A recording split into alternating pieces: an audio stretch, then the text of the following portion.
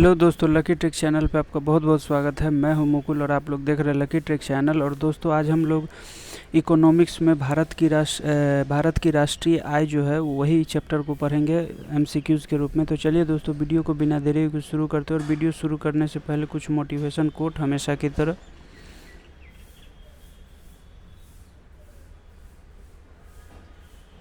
उम्मीद करता हूँ ये कोट आप लोगों को काफ़ी अच्छा लगा होगा, मोटिवेशन कोट। तो चलिए दोस्तों, जब आप यूट्यूब पर मेरे वीडियो को सर्च करेंगे तो कुछ इसी तरह का आएगा। तो आज हम लोग भारत की राष्ट्रीय आय, इसी चैप्टर को हम लोग एमसीक्यूज़ के रूप में पढ़ेंगे और भारतीय अर्थव्यवस्था। तो चलिए दोस्तों, वीडियो को बिना देरी के शुरू करते हैं और देखते हैं कि पहला क्वेश्चन क्या है। पहला क्वेश्चन है दोस्तों, भारत की राष्ट्रीय आय में सर्वाधिक योगदान है तो किसका है? विनिर्माण क्षेत्र का है। अब आगे चलते हैं। दूसरा नंबर, भारत की राष्ट्रीय आय का प्रमुख स्रोत क्या है? तो ये है क्या? सेवा क्षेत्र। 3 क्षेत्र होता है दोस्तों, प्राथमिक क्षेत्र, द्वितीय क्षेत्र और तृतीय क्षेत्र, जिसे सेवा क्षेत्र भी कहते हैं। तो यही तृतीय क्षेत्र का योगदान क्या है? प्रमुख है। अब आगे चलते हैं।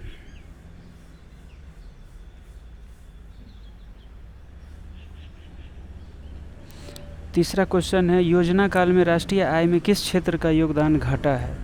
तो ये योगदान जो घटा है वो कृषि का योगदान जो क्या है? घटा है। चौथा है, वर्तमान में भारत की राष्ट्रीय आय में किस क्षेत्र का सर्वाधिक योगदान है? तो ऊपर हम लोगों ने पढ़ा सेवा क्षेत्र का, यानी तृतीय क्षेत्र का। जैसे जैसे अर्थव्यवस्था विकसित होती है, राष्ट्रीय आय में तृतीय क्षेत्र का अंश क्या होता है? बढ़ता जाता है। 6 नंबर है, नियोजन के आरंभ में 1950-51 भारत के सकल घरेलू उत्पाद जीडीपी में प्राथमिक क्षेत्र, द्वितीय क्षेत्र और तृतीय क्षेत्र का योगदान 1993-94 की कीमतों पर क्रमशः, ये सब दोस्तों जो आंकड़ा है वो 2014-15 के दौरान परिवर्तित होकर क्रमशः कितना हो गया था? तो ये इतना इम्पोर्टेंट नहीं है, लेकिन फिर भी इसको ध्यान में रखने के लिए आप लोग एक बार देख लेंगे। तो इसका राइट आंसर क्या हो जाएगा? Option number A. देश में राष्ट्रीय न्यायाधीश यानी एनएसएस की स्थापना कब हुई थी? तो ये हुई थी 1950 में। अब आगे है 8 नंबर, केंद्रीय सांख्यिकी संगठन यानी सीएसओ की स्थापना कब हुई थी? तो ये हुई थी 1951 में।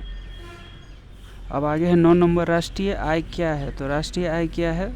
उत्पादन लागत पर निवल राष्ट्रीय उत्पाद जो है वही क्या है? राष्ट्रीय आय। भारत की राष्ट्रीय आय अनुमानित होती है, वो कहाँ से होती है? तो केंद्रीय सांख्यिकी संगठन द्वारा। निम्न में से किस राज्य की प्रति व्यक्ति आय सबसे अधिक है? तो ये है दोस्तों छोटा स्टेट, देखन में छोट न लगे घाव करे गंभीर, वही हाल है इसका, गोवा क्षेत्र। भारत में चालू मूल्यों पर प्रति व्यक्ति न्यूनतम आय वाला राज्य कौन सा है? तो न्यूनतम आय वाला राज्य है कौन? बिहार। 1867-68 में भारत में प्रति व्यक्ति आय 20 रुपये थी। यह सर्वप्रथम अभिनिश्चित किया गया। कब और किसने किया? तो ये किए थे दादा भाई नौरोजी ने। ड्रेन का सिद्धांत, थ्योरी ऑफ ड्रेन, किसने प्रतिपादित किया था? तो ये किया था दादा भाई नौरोजी ने। अब 15 नंबर क्वेश्चन, भारत में राष्ट्रीय आय की गणना में किस विधि का प्रयोग किया जाता है? तो ये है उपर्युक्त दोनों, यानी ए और बी, उत्पत्ति गणना विधि और आय विधि दोनों। अब आगे चलते हैं। हिंदू वृद्धि दर किससे संबंधित है? तो ये संबंधित है राष्ट्रीय आय से। 1949 में गठित राष्ट्रीय आय समिति के अध्यक्ष कौन थे? तो ये थे पीसी महालनोबिस। स्वतंत्रता पूर्व भारत की राष्ट्रीय आय के संबंध में किसने अनुमान लगाए थे? तो ये थे कौन? नौरोजी एवं सिराज ने। स्वतंत्रता के पश्चात देश की राष्ट्रीय आय का अनुमान लगाने के लिए भारत ने राष्ट्रीय आय समिति की स्थापना कब की थी? तो ये 4 अगस्त 1949। अब आगे चलते 20 नंबर। 20 नंबर क्वेश्चन है, स्वतंत्रता के बाद की समयावधि के लिए राष्ट्रीय आय अनुमानों को किस श्रृंखला के अंतर्गत रखा गया था? तो ये है इनमें से सभी, यानी परंपरागत, पुनरीक्षण और नवीन श्रृंखला। अब आगे चलते हैं।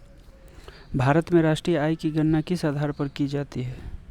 तो ये है चालू मूल्यों के आधार पर और स्थिर मूल्य, यानी दोनों के आधार पर इसकी गणना की जाती है। इसका राइट आंसर सी हो जाएगा।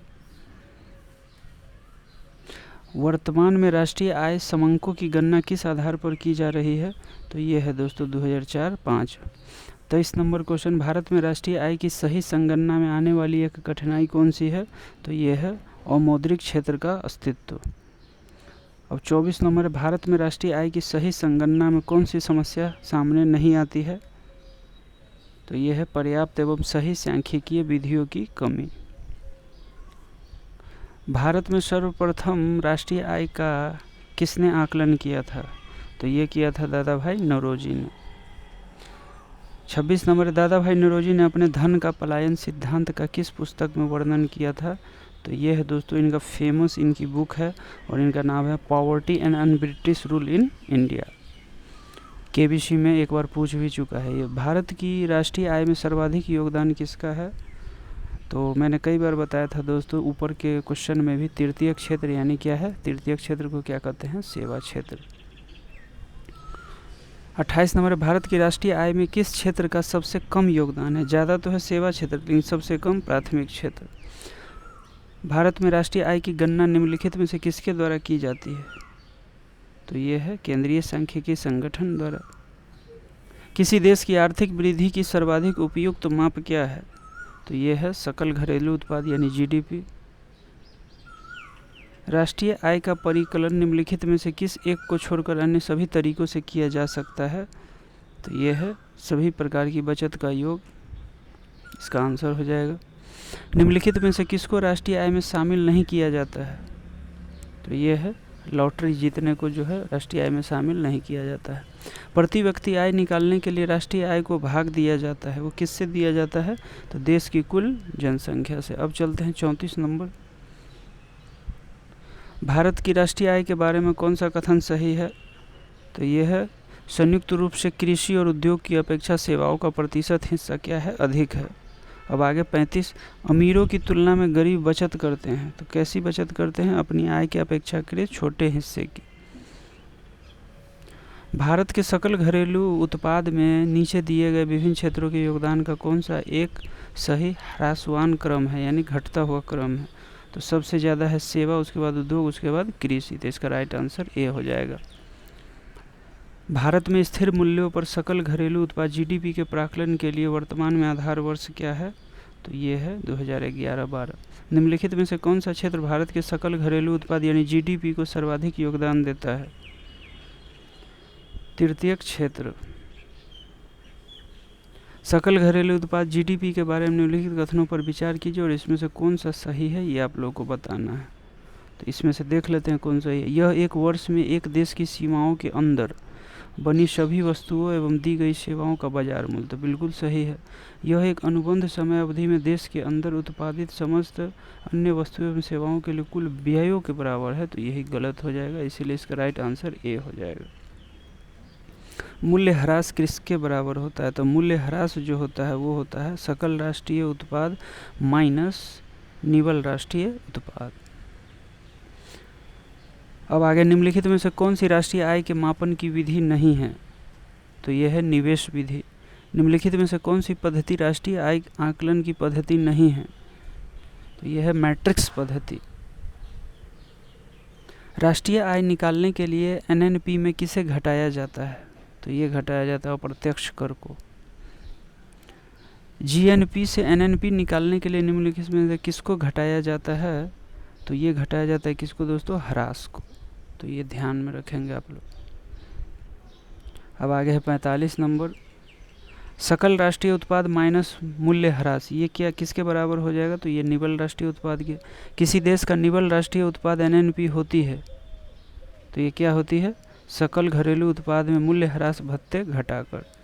आर्थिक विकास का सर्वोत्तम सूचकांक उपलब्ध कराया जाता है, तो यह है प्रति वर्ष प्रति व्यक्ति वास्तविक आय में वृद्धि द्वारा। अंतर्राष्ट्रीय समुद्र पानी में भारतीय मछुआरों द्वारा पकड़ी गई मछलियां निम्नलिखित में से किसकी जीडीपी का हिस्सा है? तो ये है भारत। आय विधि से राष्ट्रीय आय का आकलन करते समय निम्नलिखित में से किसको शामिल नहीं किया जाता है? तो ये है अवितरित आय को। राष्ट्रीय आय अनुमान की गणना करते समय निम्न में से किसको ध्यान में रखना अपेक्षित होता है? तो ये है निर्यात मूल्य को जोड़ा जाना और आयात मूल्य को घटाया जाना। सकल घरेलू उत्पाद किसका मुद्रा मूल्य है? तो ये है एक वर्ष में उत्पादित सभी अंतिम वस्तुओं और सेवाओं का मूल्य। किसी राष्ट्र की राष्ट्रीय आय होती है तो क्या होती है? उत्पादन कार्यों का योगफल। व्यय विधि के माध्यम से जीएनपी की गणना में क्या शामिल नहीं किया जाता है? तो ये है मूल्यह्रास व्यय। निम्न में से किस क्षेत्र से भारत में सकल राष्ट्रीय उत्पाद जीडीपी का सबसे बड़ा भाग प्राप्त होता है? तो ये है सेवा क्षेत्र से जो होता है सबसे बड़ा भाग प्राप्त होता है। तो इसमें टोटल 54 क्वेश्चन थे दोस्तों। उम्मीद करता हूँ ये वीडियो आप लोगों को पसंद आया होगा। अभी कोरोना का समय चल रहा है दोस्तों, तो आप लोग कोरोना से बचे रहें और मास्क ज़रूर पहनें और मास्क पहन के ही बाहर निकले और वैक्सीन लें। वैक्सीन में कोई साइड इफ़ेक्ट नहीं है। तो उम्मीद करता हूँ वीडियो आप लोगों को अच्छा लगा होगा। तो आप लोग चैनल को लाइक शेयर एंड सब्सक्राइब करें। Thank you so much. जय हिंद, जय भारत।